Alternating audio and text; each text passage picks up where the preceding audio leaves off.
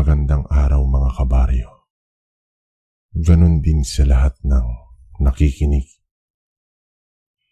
Ang kwentong babasahin ko ay nangyari sa totoong buhay.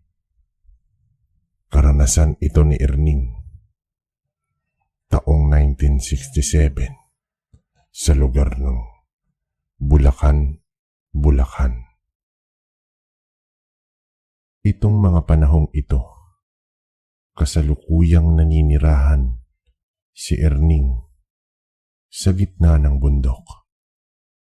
Hindi pa kasi ganoong kaayos at wala pang konkretong kalsada noong mga panahong iyon. Tanging matataas na puno lamang at mga damo ang makikita mo sa paligid. Bagaman isang ordinaryong tao lamang siya, hindi siya nababahala sa mga nilalang na nasa panig ng kaliwa sa kadahilan ng kalapit niya ng loob ang kanyang lolo na kinakatakutan sa kanilang baryo.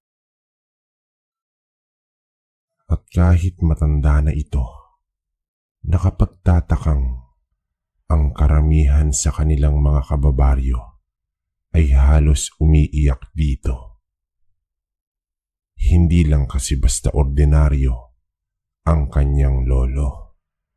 Gawa ng meron itong nagkalat na haka-haka ukol sa totoo nitong katauhan. Sa maniwala man kayo o hindi, ang lolo ni Erning ay isang uri ng albularyo. Albularyo na kumakain ng karne ng tao na namatay dahil sa hindi matukoy na karamdaman.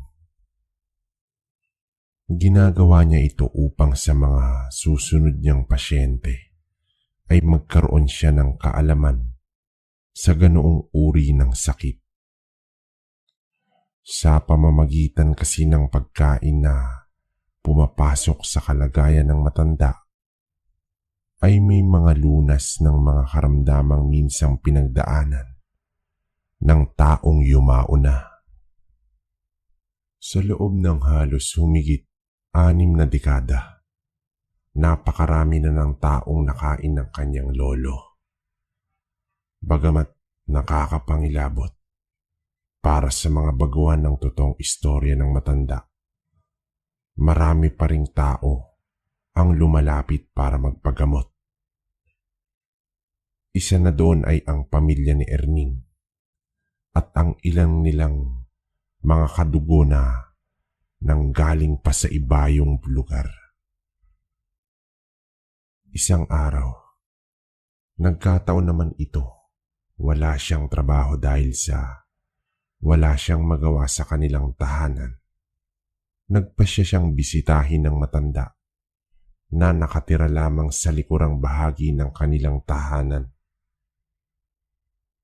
Pagpasok niya sa kubo ng matanda, nadatna naman niya itong nagkakape habang nagbabasa ng isang maliit na aklat. Pagsilay sa kanya nito, agad naman itong nagsalita ng, "Oh, ikaw pala. Wala ka bang trabaho ngayon?" Bungad na tanong sa kanya ng matanda. Wala hulo eh. Alam nyo naman kapag wala akong trabaho, sigurado nandirito ako sa bahay ninyo. Kayo Polo, kamusta naman kayo? Sagot naman niya rito. Nang marinig ito ng matanda, tumangulang naman iyon habang nagsenya sa kanya na wala siyang dapat ipag-alala. Matapos ang kanilang pag-uusap, agad namang tumayo ang matanda na para bang meron itong hinihintay. Paglapit nito sa entrada ng pinto ng kanyang kubo, dahan-dahan namang iyong binuksan. Kasabay nito ang pagbukas niya ay may 2 lalaking nakaluhod sa harapan ng kanyang lolo. Habang nakatayo ang matanda, agad naman itong hinawakan ng mga ulo ng mga panauhin at habang nagsasabi na, "Tama na ang formalidad. Pumasok na kayo. Kanina ko pa kayo hinihintay." Matapos nitong makapagsalita, dahan-dahan namang pumasok ang dalawa habang nananatiling walang imik. Si Erning naman nun ay nananatiling nagmamasid na parabang hindi siya makapaniwala sa mga bagay na kanyang nasilayan. Bukod kasi sa unang beses niya pa lamang nakita ang ganoong sitwasyon sa bahay ng matanda, ayun din ang kauna-unahang pagkakataon na makita niya ang mga panauhing bisita nito. Habang nakaupo silang apat doon sa sala, ramdam niyang pagtitig ng dalawang lalaki. Hindi naman yun gaanong pinapansin sa kadahilan ng nakatuon ng kanyang wisyo sa kanyang lolo. Ilang minuto pa ang lumipas. Doon na nagtanong ang matanda sa kung anong mensaheng daladala ng mga ito. Walang sabi-sabi, agad namang inilahad ng isa sa kanyang mga bisita ang patagong pananakop ng isang pamilya ng mga gabunan sa kanilang baryo. Sa kasamaang palad, wala silang kakayahang pigilan ito, gawa ng labis ng kanilang pag-iingat para sa kaligtasan ng kanilang pamilya. Nang marinig ito ng matanda, agad naman itong tumitig sa dalawa habang seryosong inilalahad ang mga bagay na kinakailangan nilang gawin upang hindi sila mapahamak. Ito kasi ang taon na napakatalamak ng mga aswang sa buong lugar ng Bulacan. Ayon kay Renante, na walang araw na walang namamatay dahil sa pag-atake ng mga nilalang. Karamihan sa kanilang mga biktima ay mga buntis na hindi na nakakapunta sa albularyo. Sa pagpapatuloy ng kanilang pag-uusap, doon niya napag-alaman ang rason ng matanda kung bakit ayaw sila nitong iwanan.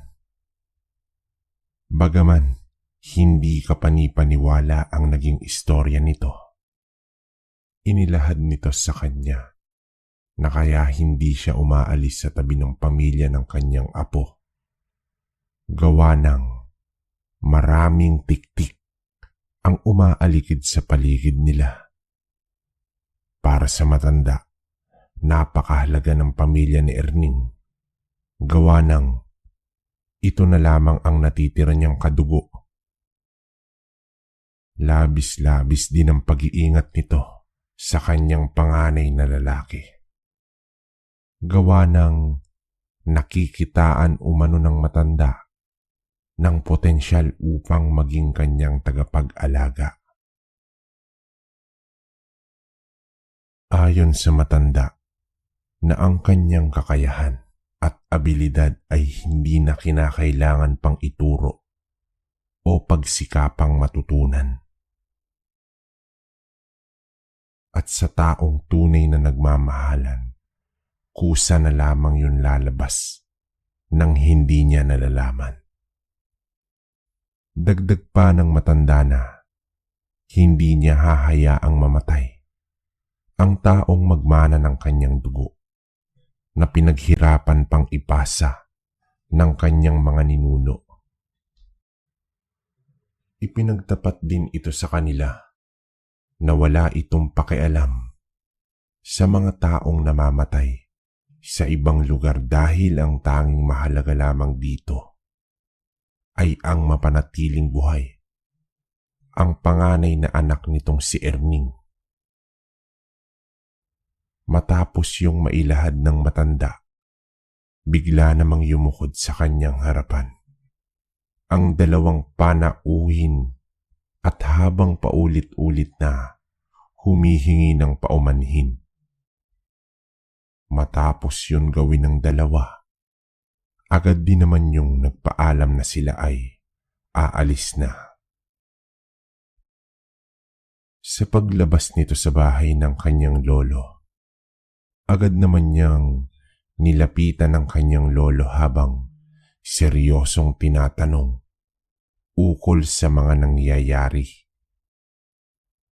"Lo, sino po ba yung dalawang yun?" tanong ni Erning sa matanda. "Ayon ba, mga mensahero yun galing kabilang baryo. Parte sila ng kamay ko dito sa Bulacan. Mga aswang sila, Erning, kaya kapag nakita mo sila, ay umiwas ka na agad." Seryosong sagot ng matanda. Pagkarinig niya sa sinabi nito, bigla naman siyang natulala sa kadahilanang hindi niya lubos maisip kung bakit napakawala ng matanda na sabihin ang ganoong bagay. Alam niyang kuno-kunong aswang iyon sa kanilang lugar, subalit hindi niya inaasahang bukal sa loob nito na ipagtapat ang kanyang sikreto. Ilang minuto pa ang lumipas. Bigla namang tumayo ang matanda habang panay ang pagkamot sa kanyang katawan. Nang hindi na niya makayanan ng sobrang kati, bigla naman yung naghubad at kasabay nito ang pagsilay ni Erning sa nabubulok nitong katawan. Kitang-kita na ang mga nagdudugtong sa tiyan ng matanda, subalit nakakapagtakang wala yung amoy. Ang labis pa noong ikinabahala ay ang kalamnan nito. Napakanipis na animoy, yun na lamang ang nagpoprotekta sa laman loob nito. Dala ng kanyang labis na pagkagulat at takot, dali-dali naman siyang napatayo habang patuloy na pinagmamasdan ang katawan ng kanyang lolo. Nang maramdaman itong hindi siya mapakali sa kanyang kinaroroonan, agad naman siya nitong nilapitan nang nakangiti. Ayon sa matanda, wala siyang dapat ipag-alala. Gawa ng napakatagal na nitong dinadala ang ganoong klase ng karamdaman. At ipinagtapat din ito sa kanya na yun ang sumpa ng kakaiba niyang pamamaraan sa paggamot. Aminado kasi noon ang kanyang lolo na kapag kumakain siya ng karne ng tao habang buhay nang dadalhin, ang sakit ng mga ito. Dagdag pa nito na yun na lamang ang nag-iisang paraan upang magkaroon siya ng kakayahang makatulong sa napakaraming taong nangangailangan ng lunas sa kanilang karamdaman. Tandaan mo, Erning, lahat ng tagumpay at kahusayan ng isang tao, meron daw na nagtatago ng isang anino. Hindi ako naniniwalang nakukuha nila iyon ng libre at walang karampatang kapalit sa mundong ito. Lahat ng bagay na nais mong makuha, kinakailangan mong paghirapan. Sa estado ko naman, ito ang kapalit ng aking ipinapamalas na kahusayan. Wika ng kanyang lolo. Matapos niyang marinig ang sinabi nito, agad naman siyang nagpaalam para umuwi. Hindi na kasi matino si Erning. Ang paninikip ng kanyang sikmura dahil sa labis na pandidiri. Sa paglabas niya sa bahay ng matanda, animoy napakaraming katanungan ang umiikot sa kanyang isipan. Halos dinanas din niya ang isang linggo na walang tulog, gawa ng pabalik-balik sa kanyang memorya ang agnas na katawan ng kanyang lolo. Makalipas ang 2 buwan na nagpatuloy ang pangingilag ni Erning sa kanyang lolo. Kahit wala siyang pasok noon, pinipigilan niya ang kanyang sariling bumisita roon. Sa takot na muli na naman niyang masilayan ang mga bagay na labis niyang kinakatakutan at akala niya hindi yun mapapansin ng matanda. Subalit nagkamali ito. Sa pagsapit ng araw ng kanyang pamamahinga, laking gulat na lamang niya nang masipat niya ang matanda na naroroon sa loob ng kanilang bahay. Masaya nitong nilalaro ang kanyang panganay na anak na para bang ito lamang ang kanyang pakay sa kanilang pamilya. Magandang umaga, Erning. Bakit hindi ka na bumibisita sa akin? Bungad na tanong ng matanda. Pasensya na ho, Lolo. Marami lang inaasikaso eh. Kamusta na po kayo? Sagot naman ni Erning. Ito, ayos lang naman. Nga pala, may gagawin ka ba mamaya? Nang marinig niya ang sinabi nito, agad naman niyang ipinagtapat na wala siyang gagawin. Natatakot kasi si Erning na magsinungaling sa matanda sa kadahilan ng madali nitong nababasa ang ekspresyon ng kanyang muka. Sa pagpapatuloy ng kanilang pag-uusap, doon niya napag-alaman ang nais nitong gawin na kasama siya.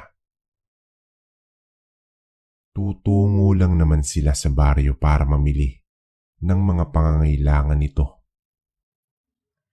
Upang hindi na iyon magduda sa kanya, bukal sa loob naman niyang sinamahan bago pa man sumapit ang tanghali. Kasalukuyan silang naglalakad patungong sentro habang binabagtas nila ang daan. At panay naman ang pagkausap sa kanya ng matanda ukol sa kasalukuyang nagaganap sa ibayong baryo. Ayon dito, kaya lang naman siya binisita sa bahay nila Erning upang ibigay dito ang babala ukol sa pagdating ng mga gabunan. Paulit-ulit nitong ipinapaalala sa kanya na huwag niyang palabasin ang kanyang panganay kapag sumasapit ang dapit hapon. Gawa ng yun ang oras ng pagmamanman ng mga nilalang sa kanilang lugar. Dagdag pa nito na kahit napakadelikado ng kanilang mga kalaban, ay wala sila doon dapat ipag-alala. Ang labis na ikinababahala lamang ng matanda ay baka mapag-alaman ng mga nilalang na iyon ang tungkol sa pagkatao ng panganay na anak ni Erning. Matapos niyang mapag-alaman ang tungkol sa mga bagay na iyon, tila ba hindi niya alam kung anong kanyang gagawin At bagaman walang sapat na basihan ng sinasabi ng matanda labis doon, naniniwala ito dahil sa minsan na niyang nasaksihan ang kakaiba sa katawan nito sa pagsapit ng gabi. Noong araw na iyon, nagpasya si Lolo na doon na muna matulog sa kanila pansamantala upang masigurong ligtas ang panganay na anak ni Erning. Itinabi niya yun sa kanya at pinalibutan ng napakaraming mga pangontra. Sa paglalim ng gabi, naging maayos naman ang lahat. Napakatahimik ng paligid at mga kulisap lamang ang iyong maririnig.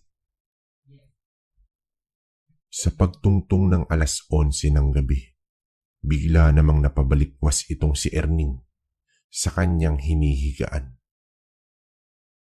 Nang maramdaman niyang tumayo ang matanda, kahit kasi malayo siya sa silid nito, ramdam niyang naglalakad noon sa kadahilanang napakarupok na ng sahig ng kanilang bahay. Ilang minuto pa ang lumipas. Nakaramdam siya ng isang napakalamig na kamay na humawak sa kanyang balikat. Pagsilay niya doon, bumungad sa kanya si Lolo na nakahawak habang seryosong nakatitig sa kanya. Maya-maya pa, napilitan siya noong tumayo. Gawa ng paulit-ulit siya nitong sinesenya sa nabantayan ng kanyang anak. Sa pagdating ni Erning sa silid ng kanyang panganay, mahinahon naman siyang binulungan ng matanda na kahit na anong mangyari, huwag niyang iiwan ang lugar. Paglabas nito sa kanilang bahay, doon niya narinig ang napakaraming huning tiktik sa buong paligid. Dahil sa pangyayaring iyon, at doon niya napagtanto na maaaring inaatake na sila ng mga nilalang na nanggaling pa sa ibayong lugar. Upang masipat ang kalagayan ng matanda, minabuti niyang gumawa ng siwang sa dingding ng kanilang tahanan. Pinatay nito ang lahat ng gasera sa loob nang sa gayoy maging maliwanag sa kanya ang lugar sa labas ng kanilang bahay. Habang nakasilip si Erning, kitang-kita niya ang matandang nananatiling nakatayo. Ilang minuto pa ang lumipas, bigla namang lumitaw sa harapan nito ang 7 nilalang na merong nanlilisik na mga mata. 3 sa mga nilalang na iyon ay halos doble ang taas sa kanya na siya namang labis niyang ikinagulat.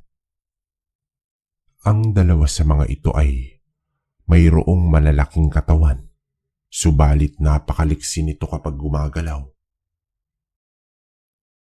Habang pinagmamasdan niya iyon, si Lolo naman ay nanatili lang naman siyang kalmado sa kabila ng mga demonyong nakaharap sa kanya. Maya-maya pa, bigla naman yung gumising at kasabay nito ang mahinang pagwika nito na, "Hindi ba kayo naabisuhan ng mga kauri niyong pinatay ko?" Matapos nitong makapagsalita, dahan-dahan naman itong hinubad ang kanyang damit na kung saan bumungad sa kanya ang likuran nito na bahagi na mayroong mga marka. Nagpapatunay iyon na hindi isang ordinaryong tao itong si Lolo. Habang pinagmamasdan ito ni Erning, hindi niya mapigilang mahilo. Dumating na nga noon sa puntong mawalan na siya ng ulirat dahil sa biglaang pagbigat ng kanyang pakiramdam. Pagkalinga sa ibang lugar ng kanyang atensyon, ay nakarinig siya ng isang napakalakas na pagsigaw sa kinaroroonan ng matanda. Sa muling pagsilay niya doon, bumungad sa kanya si Lolo. Natangan-tangan ng kaliwang kamay ng isang aswang. Dahan-dahan yung kinakain ng kanyang lolo habang nakatitig sa mga ito. Dahil sa pangyayaring iyon, bigla namang sumugod sa kanya ang mga gabunan. Lahat ng direksyon mula sa kanyang kinaroroonan ay umatake ang mga ito. Subalit hindi siya nito nagagawang masugatan. At ang mga pinsala ng kanyang natatamo, kusang bumabalik sa normal sa pamamagitan ng kanyang naaagnas na katawan. Sa pagpapatuloy ng ganoong pangyayari, bigla namang napatakas ang mga aswang habang patuloy nitong pinagmamasdan ng isa sa mga iyon ang marka ni Lolo sa kanyang likuran. Bigla naman yung kinilabutan ng sa hindi malamang dahilan at nagtanong ng, "Anong uri ka?" Nanginginig na tanong nito nang marinig ito ng matanda. Tumawa lang naman yun habang sumasagot sa nilalang na, "Nakakalungkot naman. Isang aking lahi sa pundasyon ng inyong pinagmulan. Subalit hindi ninyo ako kilala. Siguro dahil sa tagal naming pagkawala, nakalimot na kayo sa aming pag-iral. Kung gayon, hayaan mong ipakilakong sarili ko sa inyo." Matapos nitong makapagsalita, bigla naman yung nag-isip at kasabay nito ang kanyang pag-ihip sa palad habang dahang-dahang yumuyuko. Paghawak ni Lolo sa lupa, bigla namang napasigaw ang gabunan na kinuwanan niya ng kamay habang nagsisigaw ito sa kinatatayuan nito. Dahan-dahan naman yung lilalamon ng lupa hanggang sa dumating ang puntong wala na ito doon, pero pilit pa yung tinutulungan ng kasama nito. Pero hindi talaga yun umuubra. Makalipas pa ang ilang minuto, muling gumalaw si Lolo upang wakasan ng kapangahasan ng mga aswang at walang habas niya iyong inatake. Subalit dahil sa liksi ng mga nilalang, nagagawa siya nitong maisahan sa paulit-ulit nitong pag-ilag sa kanya. Nagawa na nga niyang madakip ang isa pa nitong kasama. Paghawak niya sa ulo nito, agad naman niya yung kinagat sa muka na siyang naging sanhi ng mabilis nitong kamatayan.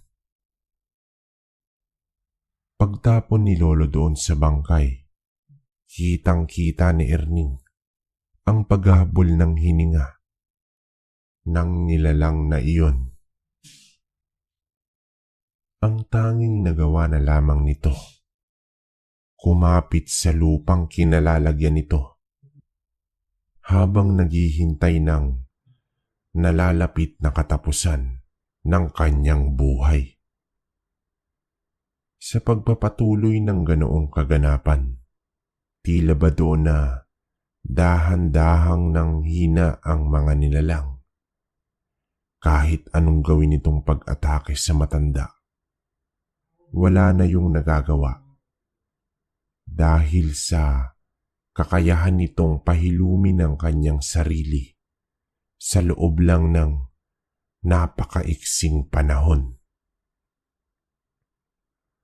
Sa bawat pagpaslang ni Lolo sa mga gabunan, kumukuha siya ng angkop na parte ng katawan ng mga ito para kainin.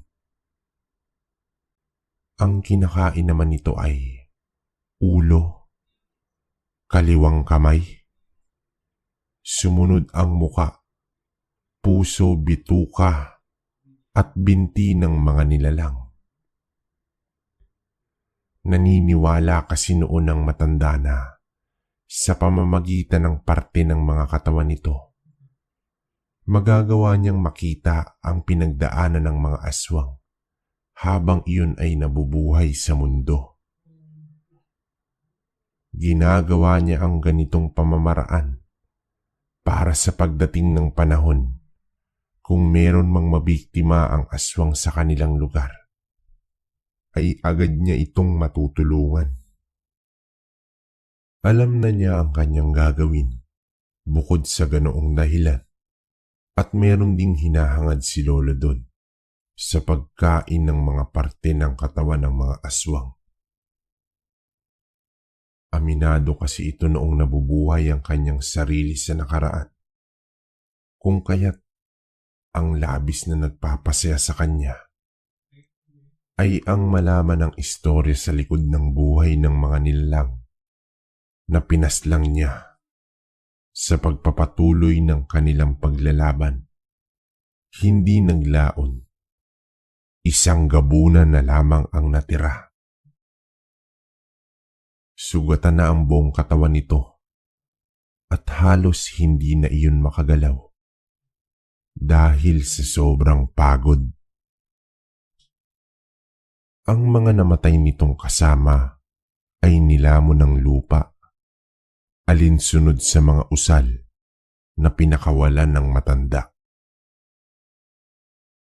Nang mapagtanto ni Lolo na hindi na iyon makakalaban, mahina niya namang iyong nilapitan habang nagtatanong, "Pinagsisisihan niyo ba ang pagtayo ko rito sa inyong harapan?" "Wala kaming pinagsisisihan. Kagustuhan namin na pumunta rito. Kahit patayin mo ko, ni minsan hindi ako magsisisi sa'yo." Sagot naman ng isang nilalang. Nang marinig ni Lolo ang sinabi ng nilalang na iyon, tila ba nakuha nito ang kanyang atensyon. Ang karamihan kasi sa mga aswang na nakalaban niya ay malapit ng wian ng buhay. Paulit-ulit na nagmamakaawa upang hindi sila nito tuluyan dahil sa paninindigan ng nilalang na iyon, at kaya na may iginawad niya doon ang pagpapakita ng kanyang respeto sa pamamagitan ng pagpatay dito gamit ang kanyang pinakamalakas na usal. Sa isang iglap lang, nagbago ang kaanyuan ni Lolo, na siya namang labis na ikinagulat ni Erning. Paglalarawan ni Erning sa kaanyuan ng matanda. Malakas ang katawan nito, subalit meron yung wangis na maihahalin tulad mo sa tao. Napakahaba din ng pagmumukha nito na parabang isang ganap na halimaw. Ang labis pa niya noong ikinababahala sa anyo ni Lolo ay doon ng mga kaliskis nito sa buo nitong katawan. Parabang hindi yun kaya ng palagan ng kahit na anong uri ng aswang. Sa paglapit nito sa gabunan, ay agad naman niya yung iniangat sa lupa habang patuloy na nag-uusal. Pagtaas niya rito, Walang pagdadalawang isip naman yung sinaksak sa dibdib. At kasabay nito ang mabilis niyang paghuha ng bibig upang inumin ng dugo. Hinigop ng matanda ang kahuli-hulihan itong patak na para bang isa lamang yung tubig.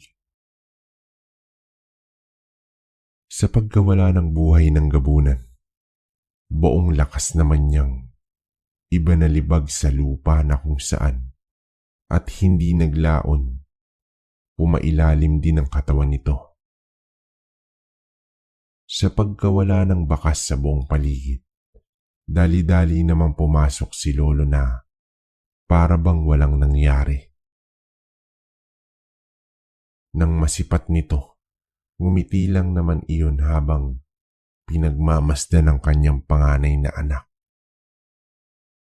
Erning, bantayan mo ng maigi ang iyong anak. Malapit nang sumapit ang 6 na buwan ko ng pamamahinga. Inaasahan kong ikaw na muna ang bahala sa aking kubo kapag merong nagtanong kung nasan ako, wag mo nang pansinin. Hayaan mong sa pagbalik ko, ako nang magsabi sa kanila. Wika ng matanda kay Erning. Matapos nitong makapagsalita, dali-dali naman yung bumalik sa kanyang tahanan. Magmula noong lumabas ito sa bahay nila, hindi na iyon nakita ni Erning. Ilang taon pa ang lumipas. Wala pa rin siyang balita sa matanda. Nang mapagtanto niyang nagpakalayo-layo na yun sa kanilang lugar. Minabuti niyang walang makaalam ng sikreto nito. Maging ngayon sa pangkasalukuyan, hindi pa rin inilahad ni Erning ang tungkol sa impormasyon kung nakabalik na yung sa kanila o hindi pa. Pero alam niyo ba na kahit alam ni Erning ang tungkol sa sikreto ng lolo niya, nang minsan itong makaharap ng isang angka ng gabunan. Nang mga panahong iyon, kabaryo, hindi na alam ni Erning kung saan ba talaga nagpunta ang kanyang lolo. Kaya hanggang dito ko na lang tatapusin ang kwento. Maraming salamat po, Kwentong Baryo. Naway mabasa niyo po itong liham ko sa karanasan ni Erning at ng kanyang lolo. More power po sa inyong YouTube channel. Maging sa mga nakikinig. Maraming salamat po. Okay, so ayun mga kabaryo. Bago ako magbigay ng komento, shoutout ko muna ulit sina Roslyn Dalopere, Dulce Silva, Arlene Culsbesa, Brain Omega, Kim Israela Bios, Ryan Valenzuela, Neljan Arnaldo, Jenny Golosino, at si Elmer Panso. Sa mga nagko-comment naman dyan, marami rin kasi pero hindi ko mabasa yung pangalan nyo. Ang nagre-reflect sa akin is user.